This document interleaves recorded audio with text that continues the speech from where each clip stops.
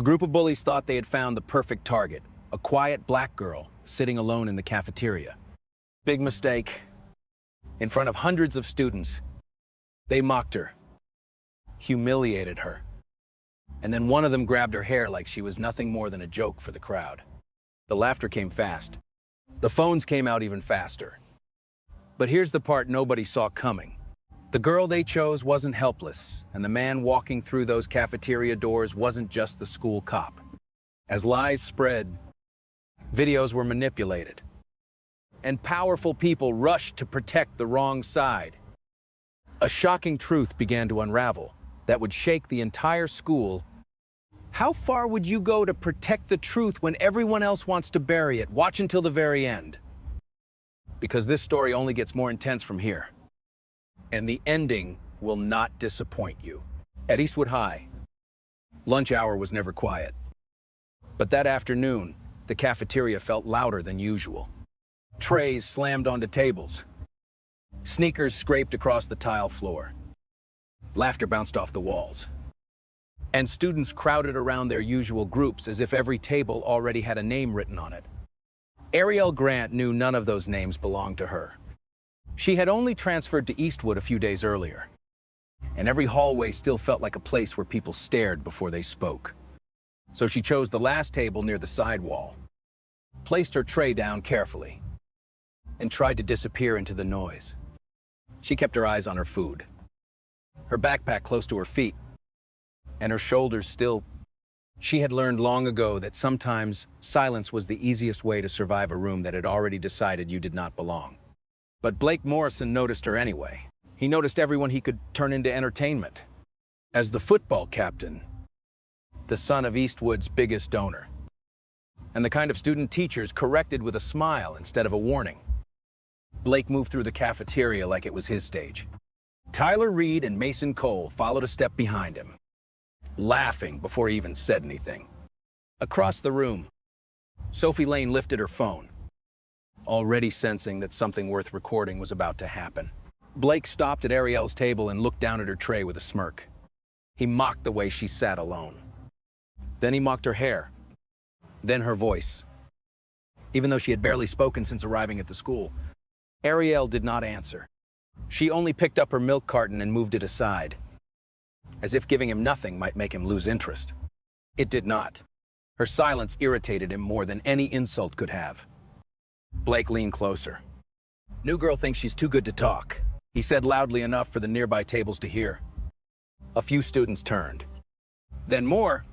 Ariel pushed her chair back, ready to leave before the moment became uglier. That was when Blake snatched her lunch tray from the table. The carton tipped, spilling milk down the front of her white shirt and across the edge of her jeans. The cafeteria exploded with laughter. Someone gasped. Someone whispered. And Sophie's phone was now pointed directly at Ariel's face. Ariel froze for half a second, feeling the cold milk soak through the fabric. But she still did not cry. She stood, grabbed her backpack, and tried to step around Blake. He did not let her pass. Before she could move away, Blake reached out and grabbed a fistful of her hair from behind. The pain shot through her scalp so sharply that her knees buckled. He yanked hard, pulling her backward in front of everyone. Ariel stumbled, one hand flying to her head as she tried to loosen his grip. Tyler laughed. Mason slapped the table like it was the funniest thing he had ever seen.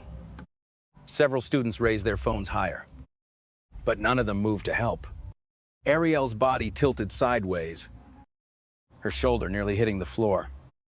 Yet her eyes stayed locked on Blake. She was in pain, humiliated, surrounded by people who were watching like she was a lunchroom show. But she would not give him the satisfaction of breaking in front of them. That look made Blake's smile disappear. He expected fear. He expected tears. He expected the new girl to beg him to stop. Instead, Ariel stared at him with a calm that made him feel small. And Blake Morrison hated feeling small. His jaw tightened. He raised his fist near her face, not quite striking her, but close enough to make the nearby students go silent. The laughter died in pieces. Sophie kept recording. Ariel breathed through the pain. Her fingers still wrapped around Blake's wrist. For 1 second, the whole cafeteria seemed to hold its breath. Then a voice cut through the room from the cafeteria entrance. Low, cold, and sharp enough to stop every whisper. Let go of her. Right now, every head turned. Standing by the doorway was Eastwood's school resource officer. His uniform dark against the bright cafeteria lights. His eyes fixed on Blake's hand tangled in Ariel's hair. Officer Daniel Grant took 1 step forward, and the entire room seemed to shrink around him. Blake still had not released her, but his confidence flickered for the first time that day. To everyone else, the officer looked like an authority figure who had just walked into another school fight. But no one in that cafeteria knew the truth. No one knew that the girl being dragged by her hair was his daughter. And in that exact moment, Blake Morrison still believed this was just another cruel joke he could walk away from. The same way he always had. The laughter that had filled the cafeteria only seconds earlier vanished almost instantly. Officer Daniel Grant walked forward with measured steps. His eyes locked on Blake Morrison's hand, still tangled in Ariel's hair. The room felt different now. Students who had been smiling suddenly looked away. Others lowered their phones. Even Tyler Reed and Mason Cole stopped laughing. There was something about the officer's expression that made it clear this was no longer entertainment.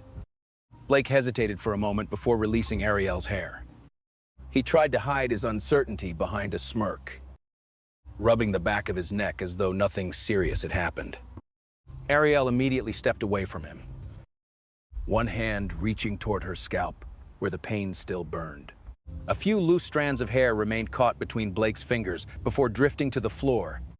For a brief second, Daniel's jaw tightened. Seeing his daughter dragged across a cafeteria floor in front of hundreds of students demanded every ounce of self-control he possessed. "Take 3 steps back," Daniel said calmly. Blake obeyed, but only because everyone was watching. "Come on, officer," he replied with a sarcastic laugh. It was a joke. She's making a huge deal out of nothing. The words echoed through the cafeteria. Several students nodded nervously. Others remained silent. Daniel ignored Blake completely and turned toward Ariel. His voice softened slightly, though not enough for anyone else to notice. "Are you hurt, Ariel?" Straightened her shoulders despite the humiliation burning inside her. Milk still stained the front of her shirt. Her scalp throbbed. Every eye in the room remained fixed on her, but she refused to look weak. "I'm fine," she answered quietly. Daniel studied her for a second longer before nodding. To everyone watching, he looked exactly like a school officer checking on a student after a disturbance. He never called her by a nickname. He never touched her shoulder. He never gave any sign that she meant more to him than any other student in the building. That professionalism immediately reassured Blake. The confidence slowly returned to his face. If Daniel was going to act like a school officer first, then maybe this situation was still manageable. Blake seized the opportunity. "Actually, officer," she started the whole thing. He said loudly enough for nearby tables to hear. "She got in my face. Ask anybody." Tyler nodded immediately. "Yeah," she was yelling. "Seriously," Mason added. Blake was trying to calm her down. The lies came so quickly they almost sounded rehearsed. Several students exchanged uncomfortable glances, but nobody spoke up. Nobody wanted to become Blake's next target. Sophie Lane suddenly stepped forward with her phone raised. "I recorded part of it," she announced. Immediately, dozens of students leaned closer. Sophie turned her screen around. The video began at the exact moment Ariel was already falling sideways. It showed Blake standing nearby and Daniel arriving moments later. Missing entirely were the insults, the spilled food, and the violent yank on Ariel's hair. Anyone seeing only that clip could easily assume Ariel had overreacted and Daniel had rushed to defend her unfairly. "There," Blake said triumphantly. "See, I didn't do anything." A murmur spread through the cafeteria. Daniel watched the video without reacting. Inside, however, he recognized exactly what was happening. The footage had been cut perfectly. Not enough to look suspicious, just enough to change the story. Ariel noticed it too. Her stomach tightened. She had been at Eastwood for less than a week. Yet somehow Blake already had people willing to protect him. The realization hurt almost as much as the physical pain. Daniel handed the phone back without comment. "The administration will review everything," he said firmly. "Until then, this conversation is over." Blake looked annoyed. He wanted a victory. He wanted Daniel to admit he had done nothing wrong. Instead, the officer simply refused to play his game. Students slowly began gathering their belongings. The crowd started breaking apart. The show was ending. Ariel picked up her backpack from the floor. She wanted nothing more than to leave the cafeteria and disappear from everyone's stares. As she walked past Daniel, she lowered her voice so only he could hear. "Dad, don't." The words were barely louder than a whisper, but Blake heard them. His smile vanished instantly. For a brief moment, the cafeteria seemed silent again. Blake stared at Daniel, then at Ariel, then back at Daniel. The pieces clicked together inside his head. The officer wasn't simply defending a student. The officer was defending his daughter. Tyler's eyes widened. Mason stopped chewing the gum in his mouth. Even Sophie looked startled. Ariel realized too late that the word had escaped her lips. Daniel remained expressionless. But the damage was done. The atmosphere shifted completely. What had looked like a routine disciplinary incident now carried an entirely different meaning. Blake's face lost color for several seconds as he imagined the consequences. A school officer with direct authority, a father who had witnessed the aftermath, a daughter who could testify against him. Then something changed. The fear disappeared. Slowly, a grin returned to Blake's face. A dangerous grin. Because he suddenly remembered something important. His father, Grant Morrison, wasn't just another parent. Grant Morrison was the man funding Eastwood High's brand new stadium project. The Morrison name was on banners, plaques, and donation boards across campus. Administrators shook his hand at every school event. And people with that kind of money rarely lost. Blake slipped his hands into his pockets and smiled as though he had already figured out how the story would end. Across the cafeteria, Daniel noticed the expression and immediately understood what it meant. This was no longer about a bully humiliating a new student. This was becoming something much bigger. Within minutes, the fight would move beyond the cafeteria walls and into the offices. The administration and the power structures that protected people like Blake Morrison. What started as a simple act of cruelty was about to become a battle between truth and influence, and neither side intended to back down.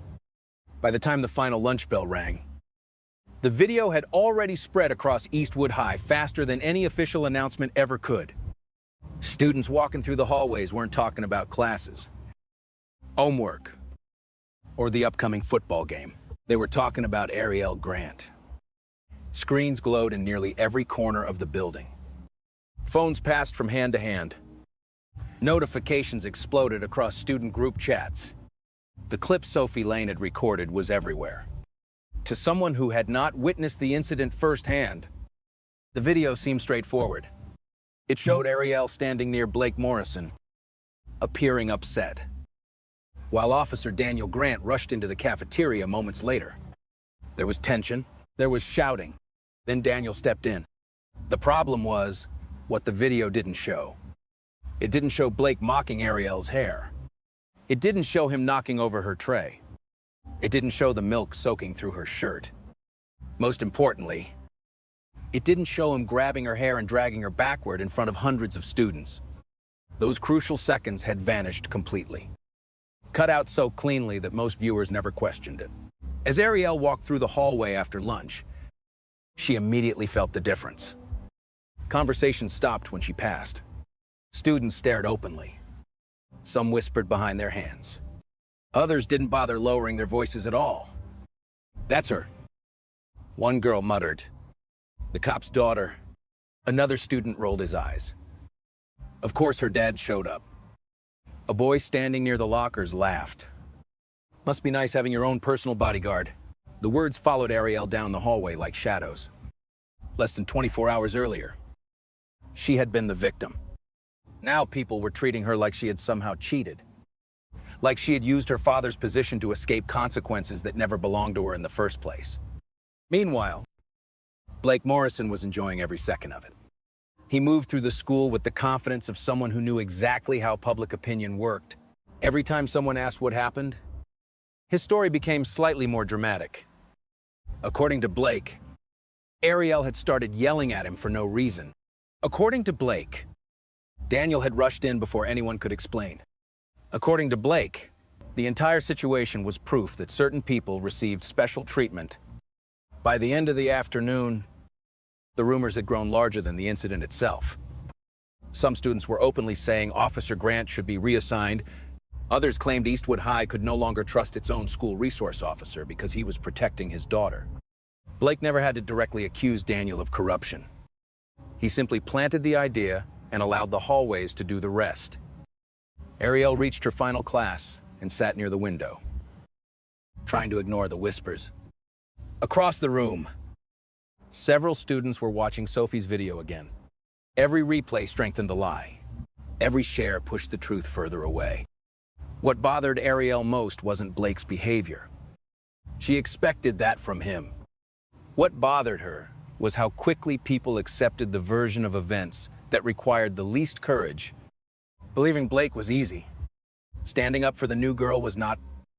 An hour later, a message arrived from the main office.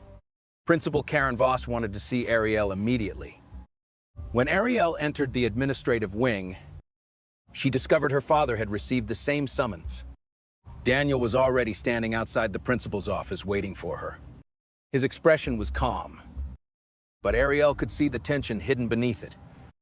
Neither of them spoke as Principal Voss invited them inside.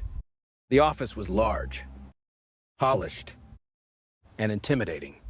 Certificates covered the walls. Awards filled glass display cases. Karen Voss sat behind her desk with her hands folded neatly in front of her. What struck Ariel immediately was what the principal did not say. She did not ask whether Ariel had been injured. She did not ask whether Blake had touched her. She did not ask what had happened in the cafeteria. Instead, her first question was, "Can either of you explain why today's incident caused so much disruption across campus?" Ariel blinked in disbelief. Daniel remained composed. "With respect, Principal Voss, I believe the more important question is why a student was assaulted in front of hundreds of witnesses." Karen's smile tightened. "The video I've reviewed doesn't support that conclusion." Daniel leaned forward slightly. "Then I'd like access to the cafeteria security footage." For the first time, Karen hesitated. "The cameras in that section are currently undergoing maintenance," she replied. The answer came too quickly, too smoothly. As if she had rehearsed it, Daniel stared at her without speaking. Ariel watched the exchange carefully. Something felt wrong. Very wrong. Then her eyes drifted toward the stack of papers sitting on the principal's desk. One document had partially slid away from the others. Only a few lines were visible, but they were enough. Ariel's stomach dropped. The report had already been written, and under the section labeled Incident Summary, she could clearly read the words, "Student Ariel Grant initiated confrontation and escalated tensions resulting in cafeteria disturbance." For a moment, the room seemed to go silent. The investigation had not started. Witnesses had not been interviewed. Security footage had not been reviewed. Yet somehow the conclusion already existed. Ariel suddenly understood everything. This was never about discovering what happened. This was about deciding who would take the blame. Karen Voss wasn't searching for the truth. She was building a case. And somehow, the victim had already been chosen as the culprit. As Daniel continued questioning the principal about the missing cameras, Ariel kept staring at the report on the desk. A cold realization settled over her. Blake Morrison wasn't fighting alone. Whether through influence, money, or connections. The system was already moving in his favor, but neither Blake nor Principal Voss knew something important. Neither of them knew that Sophie Lane's phone had not been the only phone recording inside the cafeteria that afternoon. And somewhere inside Eastwood High, another video still existed, one that showed everything they were trying so desperately to hide. The school library was nearly empty by the time the final bell released. The last wave of students, most teenagers, rushed toward sports practice, part-time jobs, or the freedom waiting beyond the parking lot. Ariel Grant had nowhere she wanted to be. The whispers in the hallways still echoed in her head. Every glance, every rumor, every accusation from that day seemed to follow her into the quiet corners of the building. She sat alone at a table near the back of the library, her backpack resting beside her chair, and a half-open textbook lying untouched in front of her. The words on the pages blurred together. She wasn't thinking about homework. She was thinking about the report on Principal Karen Voss's desk. She was thinking about the edited video spreading across Eastwood High. Most of all, she was thinking about how quickly the truth had been buried. The library lights hummed softly overhead. Ariel rubbed her temples and stared out the window as the afternoon sun began sinking lower across campus. For the first time since transferring to Eastwood, she felt genuinely isolated. Blake Morrison had humiliated her in public. The administration appeared ready to blame her. Students who had watched everything happen were staying silent. It felt as if the entire school had already decided what story it wanted to believe. A shadow appeared beside her table. Ariel looked up. A girl stood there clutching a notebook against her chest. She looked nervous, very nervous. Her eyes kept darting toward the library entrance, as if she expected someone to be watching. "Maya Collins," she said quietly. Ariel recognized the name vaguely. Maya was known for keeping to herself. She rarely spoke in class and usually ate lunch alone. Few people seemed to notice her. "Can I sit down?" Maya asked. Ariel nodded. For several seconds, neither girl spoke. Maya swallowed hard before finally reaching into her backpack and pulling out her phone. "I saw what happened," she said. Ariel's heart skipped. So did hundreds of people. "No," Maya replied. "I saw all of it. Slowly." She unlocked her phone and turned the screen toward Ariel. A video began playing immediately. Ariel realized this footage was different. The angle came from the opposite side of the cafeteria, far enough away that nobody had noticed Maya recording. The footage showed everything. Blake approaching her table, the insults, the mocking comments. The moment he grabbed her tray and dumped milk across her shirt. Then the part missing from Sophie's version, the part everyone claimed never happened. Blake grabbing a fistful of her hair, Blake yanking her backward, Blake dragging her off balance while students laughed. The video captured every second with brutal clarity. Ariel stared at the screen in disbelief. For the first time since the incident, she felt something she had almost lost. Hope. "This proves everything," she whispered. Maya didn't smile. Instead, her expression grew even more anxious. "You can't tell anyone I recorded it." Ariel looked up. "Why not?" Maya hesitated before answering. "Because I've done this before." Those words immediately changed the atmosphere. Maya slowly explained what had happened a year earlier. She had once reported Blake for harassing another student. She had submitted screenshots, witness statements, message, evidence. The result wasn't justice. The result was isolation. Students called her a liar. Friends stopped talking to her. Teachers treated her like a troublemaker. Eventually, she lost her position in the Honor Society after complaints mysteriously appeared questioning her character. Maya never proved Blake was responsible, but she never doubted it. "He doesn't just bully people," Maya said quietly. "He ruins them." Ariel listened in silence. For the first time, she understood why nobody at Eastwood ever stood up to Blake Morrison. The punishment didn't end after the incident. The punishment came afterward. Officer Daniel Grant arrived at the library 20 minutes later. When Maya reluctantly showed him the footage, his expression hardened immediately. unlike the edited clip spreading through the school. This recording revealed the complete truth.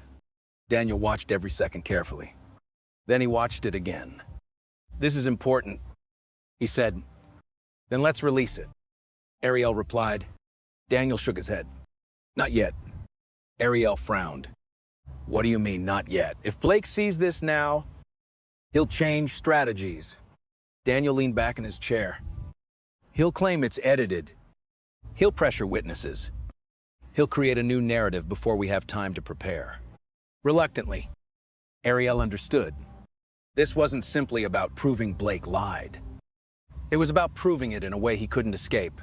The three of them watched the video one more time. This time, Daniel paused unexpectedly.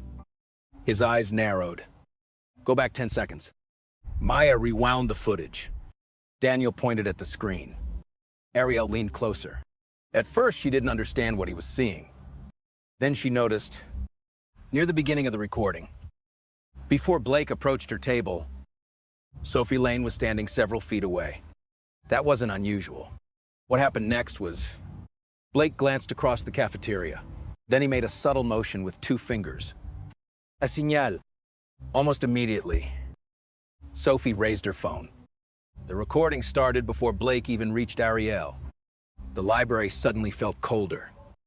Nobody spoke, because the implication was impossible to ignore.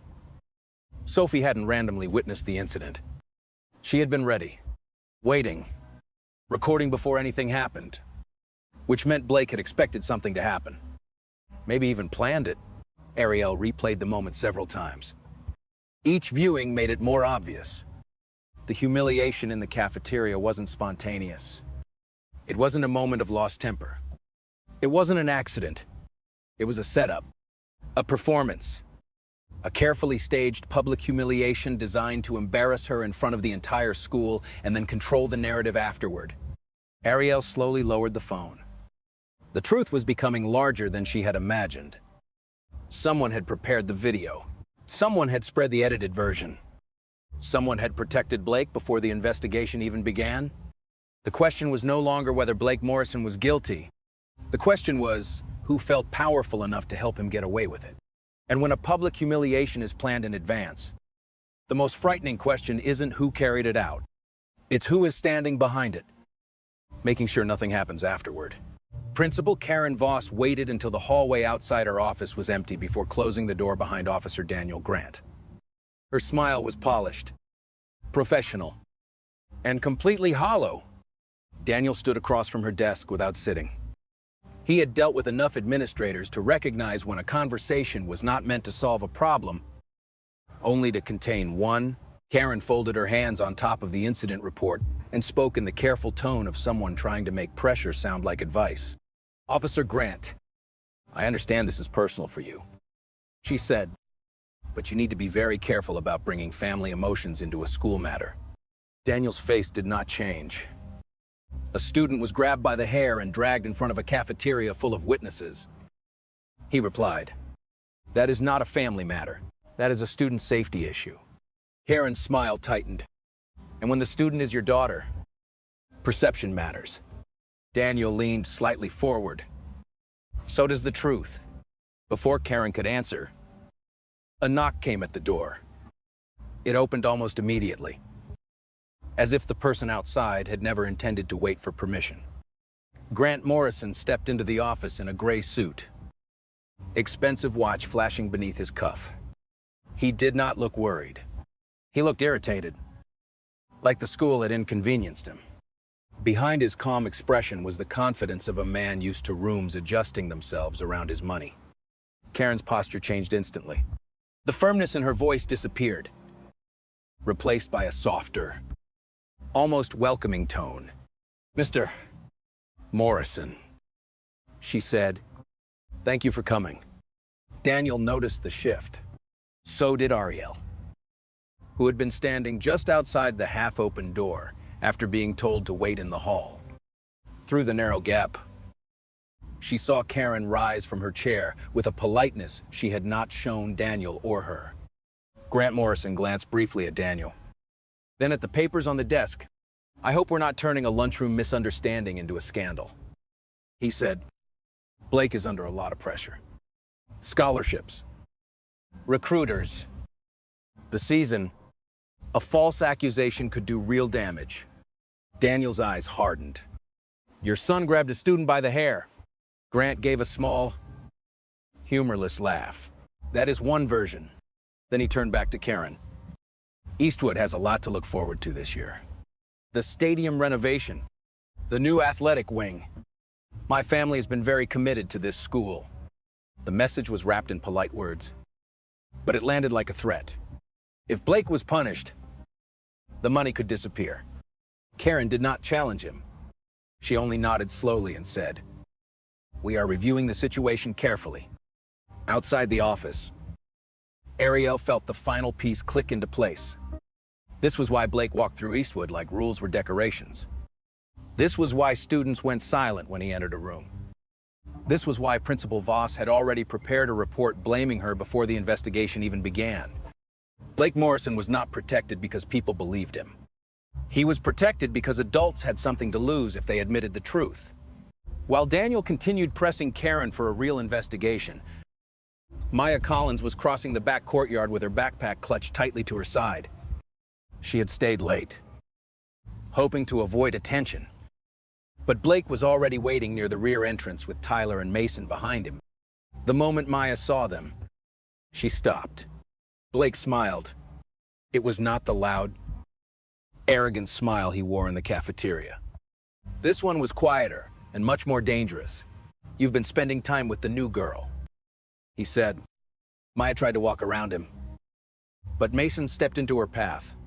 Tyler laughed under his breath. Blake moved closer, lowering his voice so only she could hear. "You recorded something today, didn't you?" Maya's face went pale. Blake's smile widened. "Careful. You remember what happened last time you tried to play hero?" Maya said nothing, but her hands trembled around the strap of her backpack. Blake leaned closer. "Last time, you lost your little honor society spot. This time, you'll lose your scholarship." The words hit her exactly where he wanted them to. Maya's family could not afford Eastwood without financial aid. Blake knew it, somehow. He always knew where to press until people broke. "Delete whatever you have," he whispered, "or I'll make sure everyone thinks you made it up again." By the time Ariel found Maya near the side steps, the girl looked like she had been holding her breath for 10 minutes. Maya tried to pretend she was fine, but Ariel knew fear when she saw it. Slowly, Maya told her what Blake had said. Then she told her something even worse. She was not the only one. There were others. At least 6 students had been humiliated, threatened, or framed by Blake Morrison over the past 2 years. One had transferred. One had quit the football team. One had stopped coming to school events completely. Each case had been reported. Each case had somehow faded away. Files disappeared. Witnesses changed their stories. Complaints were rewritten as misunderstandings. Ariel listened without interrupting. With every name Maya mentioned, the cafeteria incident became less like a random attack and more like the newest chapter in a long pattern of silence. Blake had not chosen her because she was weak. He had chosen her because he believed Eastwood would protect him again. This time, Ariel decided he was wrong. She looked toward the administration building, where adults were still discussing money, reputation, and perception, while students were being threatened in the shadows. The fear in Maya's eyes did something to Ariel. It sharpened her anger into purpose. She no longer wanted only to clear her own name.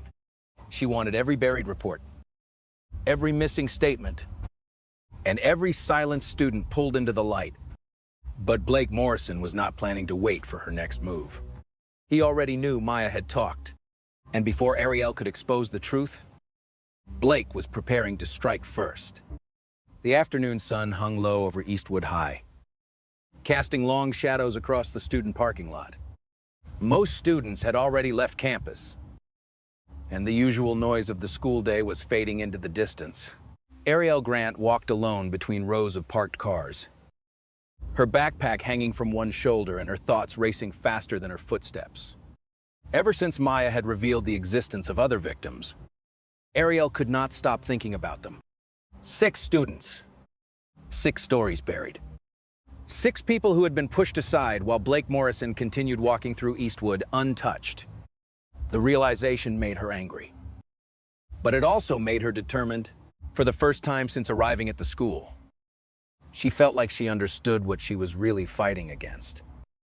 She never noticed Blake until he stepped directly into her path. Ariel stopped. Tyler Reed appeared on one side. Mason Cole appeared on the other.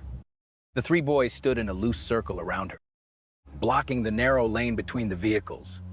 This time there were no cafeteria tables. No crowds. No audience laughing behind their phones. Blake's expression was different too. The fake smile he wore around teachers was gone. Even the smug confidence he displayed in front of students seemed thinner now, replaced by something colder. "We need to talk," Blake said. Ariel adjusted her grip on her backpack. "I don't..." Blake's jaw tightened. For a few seconds, neither moved. Then Blake took a step closer. "You've made me look bad." Ariel almost laughed at the absurdity of the statement. "You did that yourself." Tyler muttered something under his breath. Mason shook his head and smirked. Blake ignored them. "I want you to apologize." Ariel stared at him. "For what? For lying?" The words hung in the air. Then Ariel understood. Blake genuinely believed the world should work this way. He believed the victim should apologize for embarrassing him. He believed power mattered more than truth. No. The answer came immediately. Blake's eyes narrowed. No. The tension snapped. Without warning, Blake grabbed her backpack strap and ripped it from her shoulder. The bag hit the pavement hard enough to scatter notebooks across the asphalt. Ariel instinctively stepped forward. Tyler moved sideways and blocked her path. Mason laughed. "Nobody believes you anyway." Mason said. The words hit harder than Ariel expected because part of her feared they might be true. Blake kicked one of her notebooks away. Then he moved closer, close enough that only she could hear his next words. "You really think your dad can protect you?" Ariel remained silent. Blake smiled. "My father can have him transferred." The smile widened. "He can have him removed from this school." Still, Ariel didn't respond. That irritated Blake more than any insult could have. He wanted fear. He wanted tears. He wanted proof that his threats worked. Instead, Ariel simply looked at him. The same way she had looked at him in the cafeteria. Calm, unbroken. And once again, Blake hated it. His face darkened. Then he shoved her. Hard. Ariel slammed backward against the side of a parked SUV. Pain shot through her shoulder as metal rattled from the impact. For one dangerous second, nobody moved. Tyler looked nervous. Even Mason stopped smiling. Because this was no longer intimidation. This was assault. Then a voice echoed across the parking lot. "Step away from her." Everyone turned. Officer Daniel Grant was approaching from the far end of the lot. The moment Blake saw him, his entire personality changed. The anger vanished. The aggression disappeared. His posture relaxed. His voice softened. It happened so quickly, it was almost impressive. Officer Grant Blake called out. "I was trying to calm her down." Ariel stared at him in disbelief. Tyler immediately nodded. "Yeah." Mason joined in. "She's been yelling at us." Daniel continued walking forward.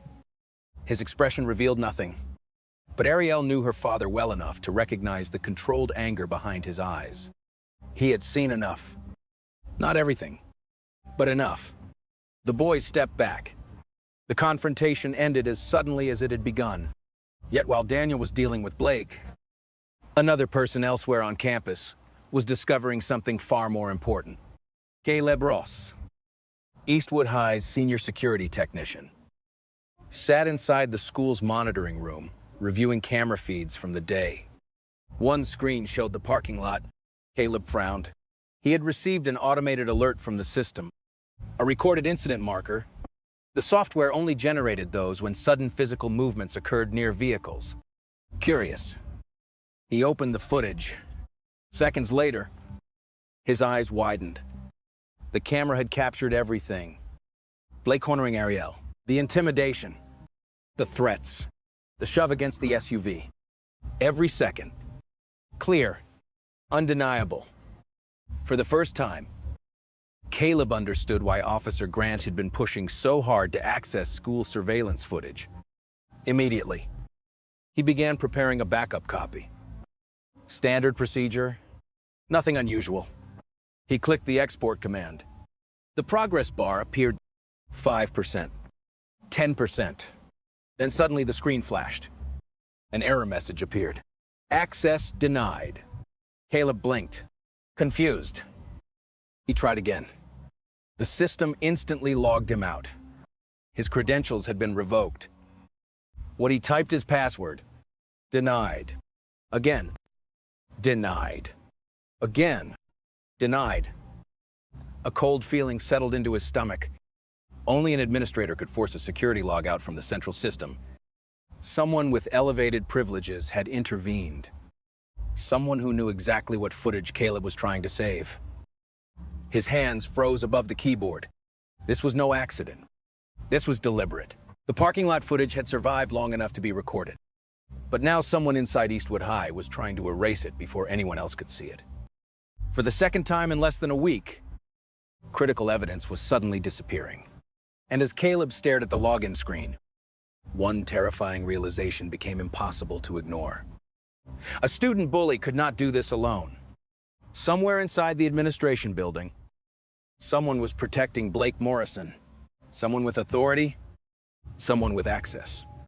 Someone powerful enough to reach into the school's own security system. And when Daniel received Caleb's call minutes later, he finally understood the truth. His opponent was no longer just a spoiled teenager who thought rules didn't apply to him.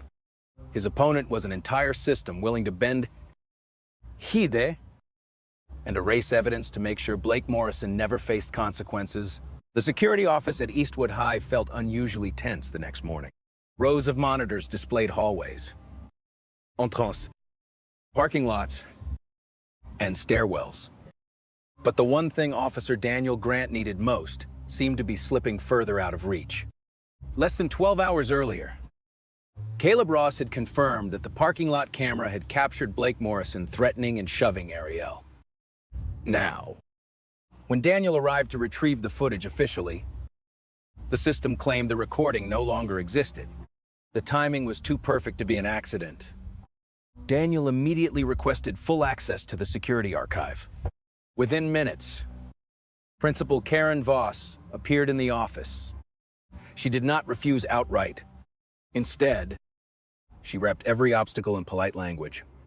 She explained that access required approval. There were procedures. There were privacy concerns. There were administrative reviews that had to happen first. Daniel listened without interrupting, but every minute mattered. If the footage truly had been deleted, delays only benefited the people trying to hide it. Before Daniel could push further, Vice Principal Alan Pierce entered the room. Unlike Karen, he did not bother pretending to be neutral. He folded his arms and looked directly at Daniel. "You need to be careful," he said. "You're investigating an incident involving your own daughter. That creates a conflict of interest." The accusation hung in the air. Daniel immediately understood the strategy. If they could make him look biased, they could discredit anything he uncovered. "I'm investigating an assault on a student," Daniel replied calmly. "My responsibility doesn't disappear because the victim happens to be my daughter." Later, when Karen and Pierce left the room, Caleb quietly closed the office door. His voice dropped almost to a whisper. The footage wasn't lost, he said. Daniel looked up instantly. Caleb explained that the camera had recorded everything exactly as expected. The problem was that someone had manually removed the file from the primary archive. However, Eastwood's security system automatically created temporary backup copies on a secondary server. Those copies remained available for only 24 hours before being overwritten. Daniel's pulse quickened. "How much time do we have?" "Less than 18 hours. For For the first time, the situation felt even more urgent than the cafeteria incident itself. The evidence still existed, but it was hanging by a thread. Then Caleb revealed something even worse. Before the deletion occurred, the system had logged the username responsible. He turned the monitor toward Daniel. The account belonged to Vice Principal Alan Pierce. The room went silent. Daniel stared at the screen. Alan Pierce was not some random administrator. Years before becoming vice principal, he had been one of Eastwood's football coaches. More importantly, he had personally coached Blake Morrison. Suddenly, the missing footage, the delays, and the protection surrounding Blake began forming a pattern that could no longer be ignored. Yet Daniel knew the danger of what he was holding. A login record alone was not enough. If he accessed the backup server without proper authorization, Pierce and Principal Voss could accuse him of abusing his position and illegally accessing school systems. They were creating a trap, hide the evidence long enough, then punish anyone who tried to recover it. When Daniel shared the situation with Ariel later that afternoon, she understood something important. One video could expose a lie, but one video alone might not defeat an entire system determined to protect Blake Morrison. If they wanted the truth to survive, they needed something stronger than digital evidence. They needed people willing to speak. They needed witnesses. And somewhere inside Eastwood High, there were students who had been silent for far too long.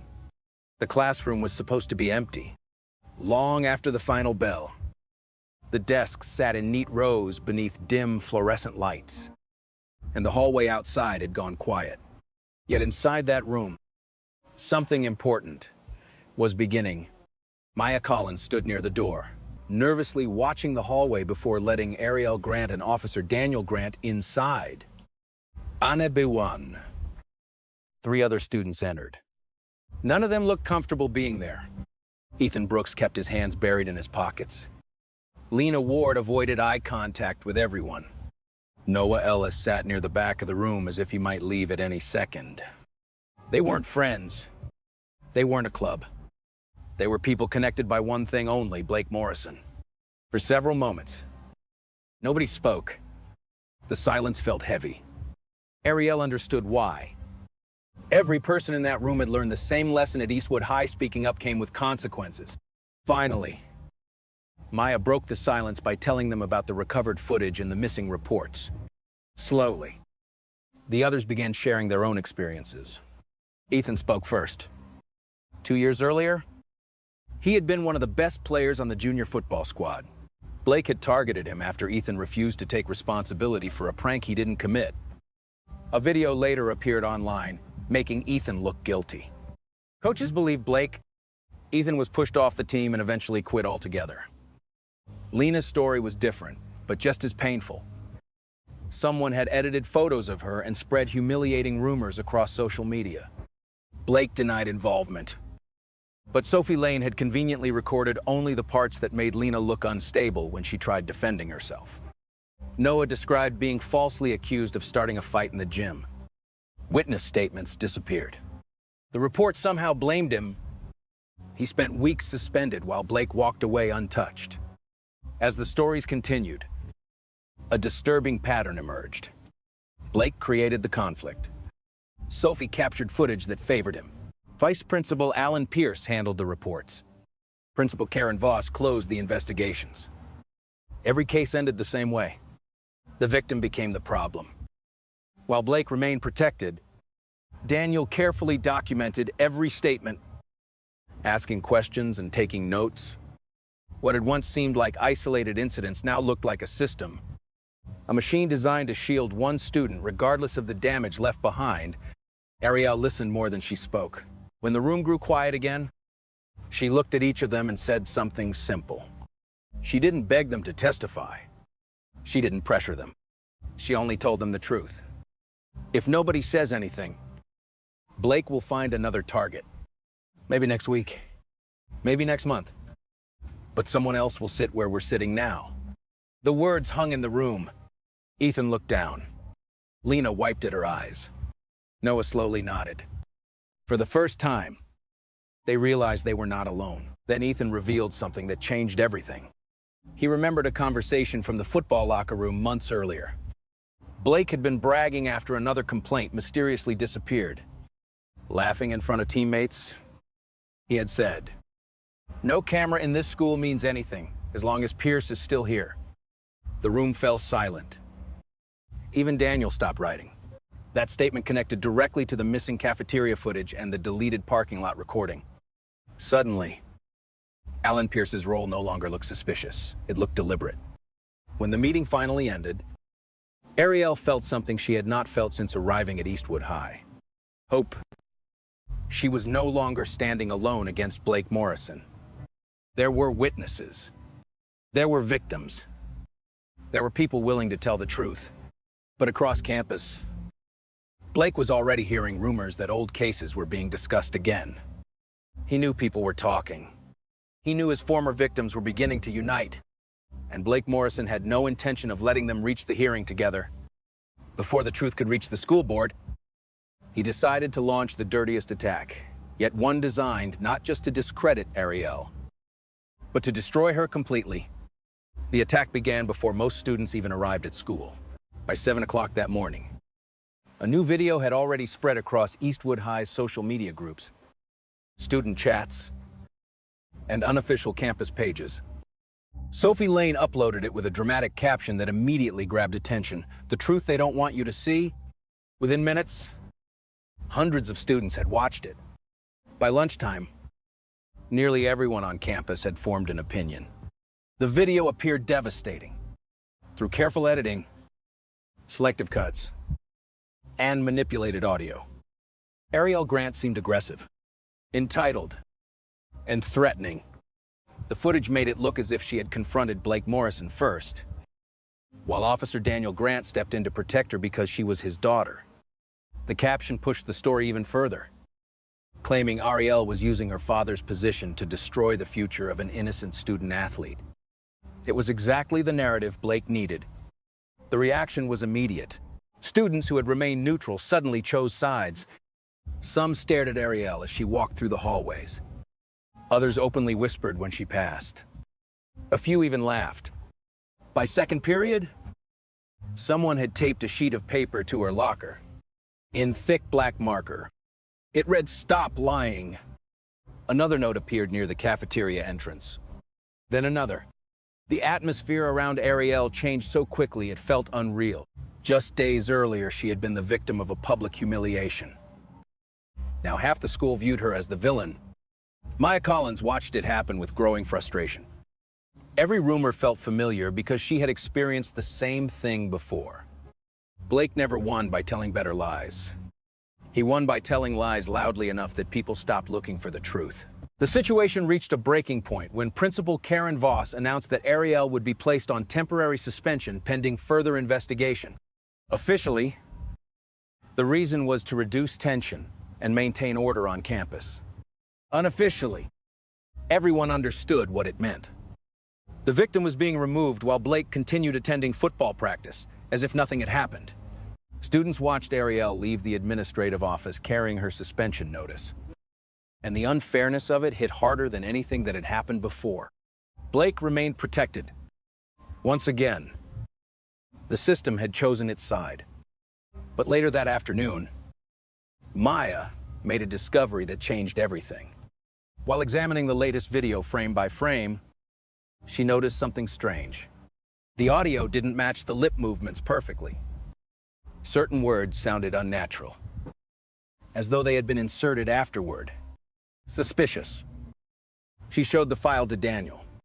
Together, they traced metadata hidden inside the exported video. What they found sent a chill through the room. The final version had not been edited on Sophie's phone. It had been processed through a desktop computer located inside Eastwood High's communications office. For several seconds, nobody spoke. This wasn't a student acting alone anymore.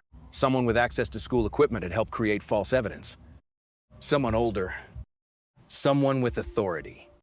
Someone inside the building. As the truth began emerging from beneath layers of manipulation, Ariel realized the fight had reached a point of no return.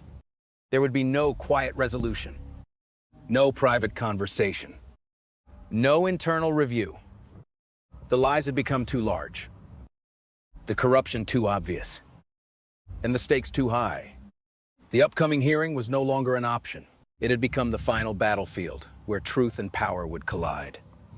The hearing room inside the Eastwood District Education Board building was packed long before the meeting officially began. School officials, parents, teachers, and students filled nearly every seat. The atmosphere felt less like an administrative review and more like a courtroom preparing for a high-profile trial. At one side of the room sat Ariel Grant and Officer Daniel Grant. Across from them sat Blake Morrison, his father, Grant Morrison, Principal Karen Voss, and Vice Principal Alan Pierce. From the very beginning, it was obvious who held the advantage. Grant Morrison had hired an expensive attorney who immediately framed Blake as the victim of a coordinated campaign. Principal Voss submitted her official report claiming Ariel had created unnecessary racial tension within the school community.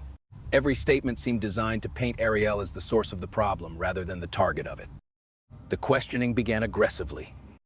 Ariel was asked why so many conflicts seemed to follow her since arriving at Eastwood. She was asked whether her father's position had influenced the investigation. Blake, meanwhile, sat quietly with a carefully rehearsed expression of regret. He occasionally lowered his eyes, appearing thoughtful and remorseful, without admitting to anything. His father repeatedly argued that his son's athletic future was being destroyed by rumors and false accusations. For nearly an hour, the hearing felt painfully one-sided. Every answer Ariel gave seemed to generate two more accusations. Every attempt to discuss the cafeteria incident was redirected toward her behavior rather than Blake's actions. Then Daniel stood up. The room grew noticeably quieter. On Ebuan, he began presenting evidence. First came Maya Collins' original cafeteria recording, showing Blake mocking Ariel, knocking over her tray, and grabbing her hair. Then came the restored parking lot footage recovered from the backup server, clearly showing Blake threatening and shoving her. Next came the security access logs connected to the deleted recordings. Finally, Daniel presented the technical analysis proving that the viral video used against Ariel had been manipulated. For the first time that evening, uncertainty appeared on the faces of Blake's supporters. The turning point became impossible to stop.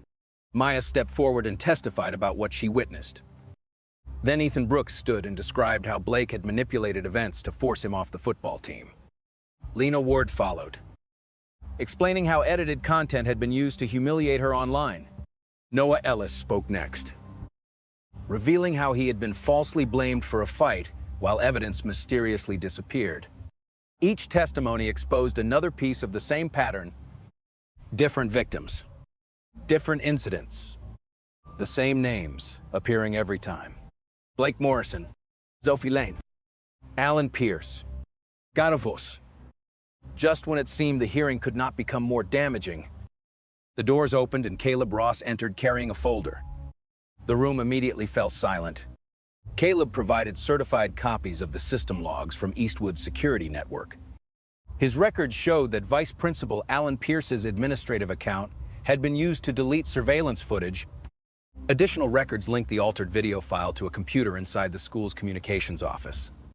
Suddenly, the issue was no longer whether Blake had bullied students. It was whether school officials had actively helped cover it up. For the first time all evening, panic appeared. Blake slowly turned toward Pierce. Pierce looked toward Principal Voss. Voss stared at the documents in front of her. The alliance that had protected Blake for years was beginning to fracture. Nobody wanted responsibility. Nobody wanted blame.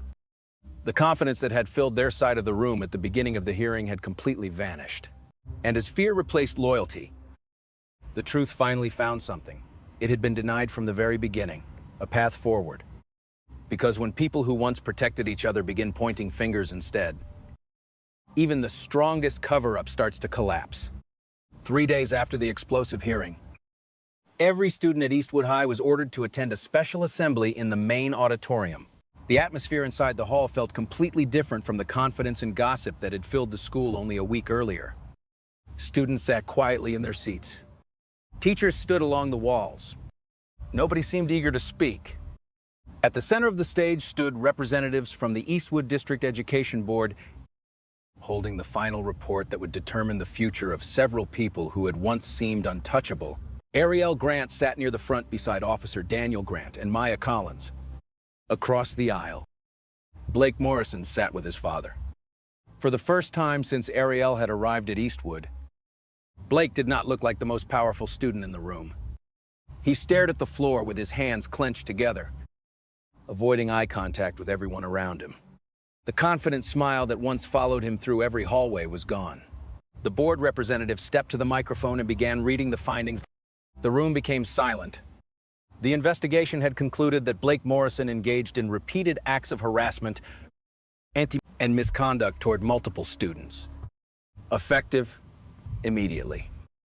He was suspended for an extended period, is removed as captain of the football team, and referred to the district disciplinary board for further action. A ripple moved through the audience. Tyler Reed and Mason Cole were also disciplined for participating in threats and harassment. Sophie Lane received sanctions for distributing manipulated and misleading media intended to damage another student's reputation. The consequences did not stop with students. Vice Principal Alan Pierce was suspended pending a formal investigation into evidence tampering and interference with school records. Principal Karen Voss was ordered to step away from her position while the district reviewed allegations that she had ignored complaints and helped suppress reports.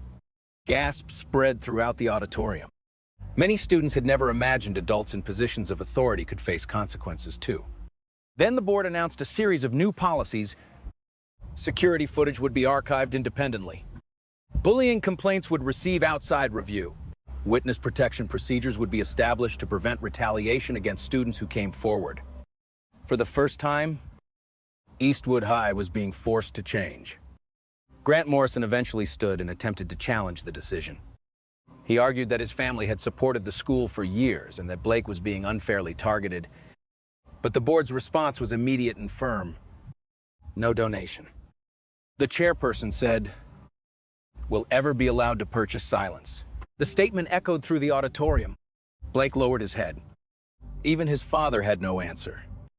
Yet while students around her quietly celebrated, Ariel felt no desire to cheer. She looked around the room and saw something different. She saw Maya's fear when she first shared her video. She saw Ethan, Lena, and Noah, who had spent years believing nobody would listen. She saw dozens of students who had remained silent because they were afraid of what would happen if they spoke. This victory had not come easily. It had been purchased with courage and fear. As the assembly ended and students slowly filed out, Ariel remained seated for a moment longer.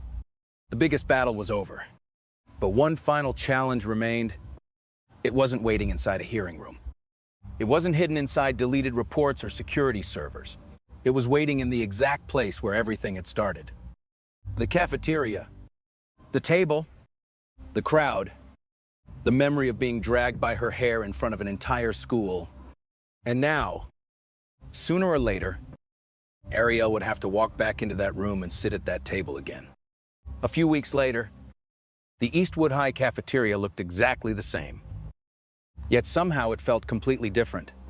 The long rows of tables were still packed with students. Lunch trays still clattered against tabletops. Conversations still filled the air. But one thing was missing. The tension, the laughter that once followed humiliation, the feeling that someone could become public entertainment with a single cruel act. As Ariel Grant stepped through the cafeteria doors, dozens of students noticed her arrival. This time, however, nobody pointed a phone at her. Nobody whispered behind her back. Nobody laughed. The same room that had once watched her suffer now seemed to hold its breath for an entirely different reason. Ariel walked calmly through the cafeteria, her eyes fixed on a single destination. The table. The exact table where Blake Morrison had grabbed her hair and dragged her in front of hundreds of students. For a brief moment, memories flashed through her mind. The spilled milk, the laughter, the pain in her scalp, the helpless feeling of standing alone while people watched. Those memories would never completely disappear, but they no longer controlled her. Slowly, she set her tray down and sat in the same seat she had occupied that day. A moment later, Maya Collins appeared carrying her lunch. She smiled and sat beside Ariel without saying a word. Then Ethan Brooks arrived. Then Lena Ward. Then Noah Ellis. Anna B1.